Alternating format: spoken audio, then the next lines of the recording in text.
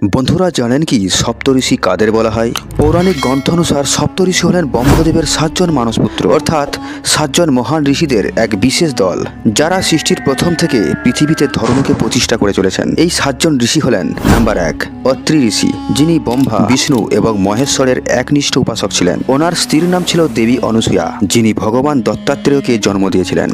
Number 2, Bhrigu ঋষি। এই ঋষি একবার ভগবান বিষ্ণুর প্রতি ক্রোধিত হয়ে তার বুকে পা রেখে দিয়েছিলেন। পরে তিনি ভৃগু সংহিতা নামের এক জ্যোতিষশাস্ত্র রচনা করেছিলেন। নাম্বার 3, ঋষি অঙ্গিরা। ইনি হলেন দেবতাদের পরামর্শদাতা, যিনি সর্বপ্রথম অগ্নিদেবের পূজার প্রচলন করেছিলেন। নাম্বার 4, গৌতম ঋষি। এনার স্ত্রীর নাম ছিল অহল্যা, যিনি ভগবান রামের চরণ স্পর্শে পাথর থেকে দেবীতে রূপান্তরিত হয়েছিলেন। নাম্বার 5, ঋষি কশ্যপ। এনার মাধ্যমেই দেবতা, দানব, সর্প, মনুষ্য এবং পক্ষীকুলের জন্ম হয়েছিল। নাম্বার 6, ঋষি বিশ্বামিত্র। ঋষি বিশ্বামিত্র ছিলেন রামের কুলগুরু। তার কঠোর তপস্যার মাধ্যমে তিনি গায়ত্রী মন্ত্রের রচনা করেছিলেন।